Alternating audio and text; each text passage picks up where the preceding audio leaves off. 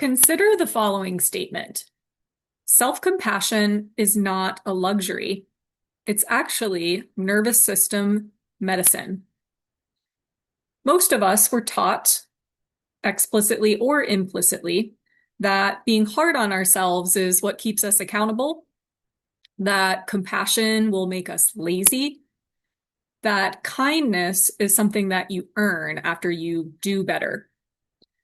But trauma, as informed by science, tells a very different story. If you're trying to break generational patterns, raise emotionally secure children, or simply stop repeating cycles that never felt truly good to you, self-compassion is not optional. It's foundational. When you're overwhelmed, reactive, or flooded, your nervous system is not looking for logic. It's looking for safety and security.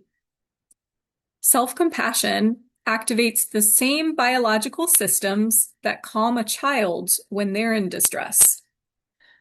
Slowing your heart rate, reducing spiked cortisol, increasing parasympathetic activation, or that rest and digest system that is the counter system to your fight, flight, on, freeze response. In other words, compassion tells your body you're not in danger.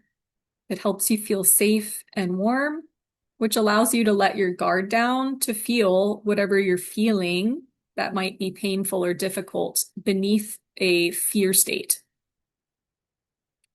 And when your nervous system feels safe, your brain can come back online. And that is when choice becomes possible.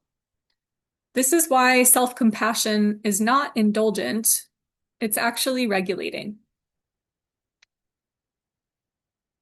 Compassion also rewires childhood shame.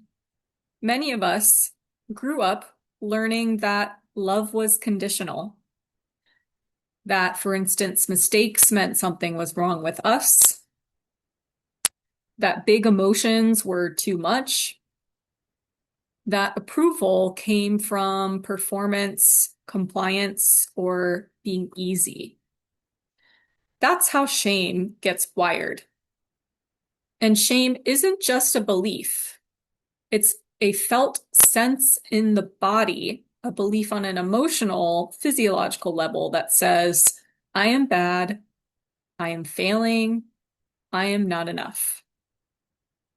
Self-compassion works because it directly counters those messages, not with affirmations, but with experience. Each time you meet yourself with kindness instead of criticism, your nervous system learns something new. I can be imperfect and still be safe.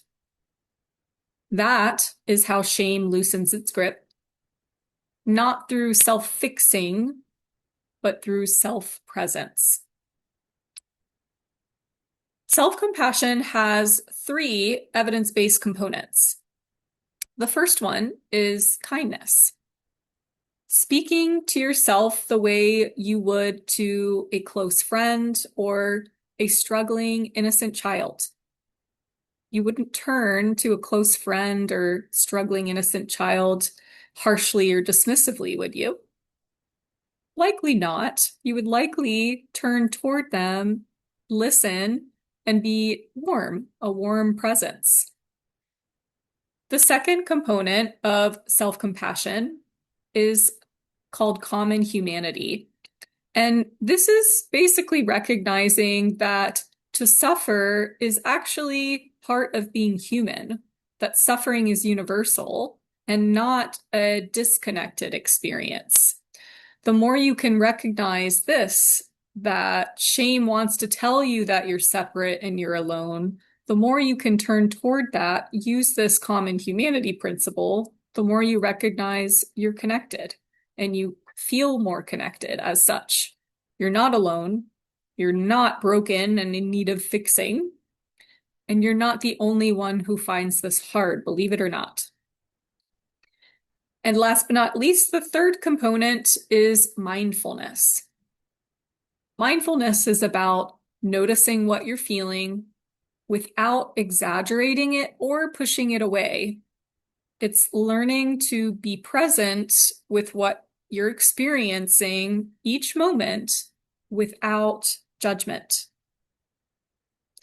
Naming the emotion instead of becoming the emotion, which actually activates your prefrontal cortex, regions involved in being able to have empathy and compassion and the ability to reason. Together, these create emotional safety inside of you. And emotional safety is what allows change to last. Here's where this becomes especially powerful. Your child, including your inner child, does not need perfection. They need repair, they need presence, they need regulation. When you respond to yourself with compassion after a hard moment, you're modeling something deeply profound. Mistakes do not threaten connection. That single message breaks cycles. Because children don't learn emotion regulation from what we say. They learn it from how we respond, both to them and especially to ourselves. They learn from watching and from sensing our nervous systems. So self-compassion turns parenting moments from I messed this up into I can come back. And that changes everything. If self-compassion feels difficult, awkward, or even unsafe, know that that's not a failure. It's simply information. It means your nervous system learned a long time ago that kindness wasn't reliable. And that is exactly why this work matters. In Module 4 of my Reparenting course, we go much deeper into self-compassion as a practical, embodied skill, not a mindset, not a slogan. You'll learn how to soften the inner critic, practice self-compassion in real-time parenting moments, and build the kind of emotional safety that truly rewires patterns and creates emotionally secure future generations. That module is linked below if you're ready to explore it. And remember, self-compassion is not lowering your standards. It's raising your capacity to meet yourself and your child, including the one that lives on within you, with care.